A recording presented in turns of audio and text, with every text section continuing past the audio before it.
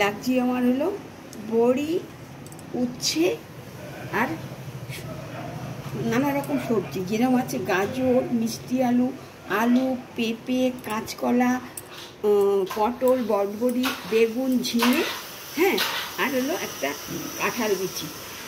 আমি বড়িটা আগে ভেজে তুলে রাখবো, তারপর ভেজে নিয়ে তারপর ফোড়ন দিয়ে একে একে তরকারিগুলো দেবো, যেগুলি নাকি সেদ্ধ হতে সময় লাগে সেগুলো আগে দেব। বড়িটা ভাজা হয়ে গেছে, তুলে নিলাম, একটুগুলি ভাজবো, একটু দিয়ে নিয়ে তারপর ফোড়ন দেবো। আমার ভাজা হয়ে গেছে,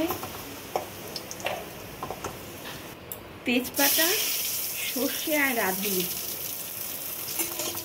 এখন দেবো, পরে আবার দিয়ে দেবো গাজর, পেঁপে, আলু, মিষ্টি আলু, এগুলো আগে দেবো।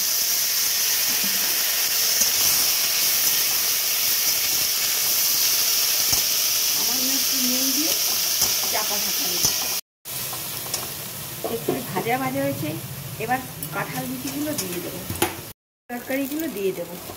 ওই তরকারিগুলি ভাজা ভাজা হয়ে গেছে, এনে কাঁচকলা, আলু, বটবড়ি, শিম, পটল, ঝিঙে এগুলো দিয়ে দিলাম। এগুলো দিয়ে আবার কষে গেছে, এবার জল দিয়ে দেবো, এগুলো সেদ্ধ হওয়ার জন্য জল দিয়ে দেবো।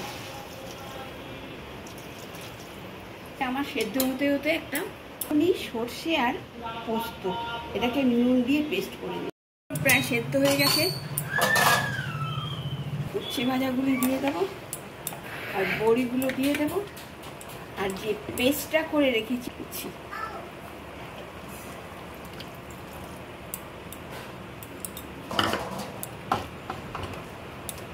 চামচ মতন চিনি দিয়ে দিচ্ছি, দিয়েছিলাম, আর একটু আদা দিয়ে দিচ্ছি, টেস্টটা ভালো হবে, স্বাদ করে দেবো।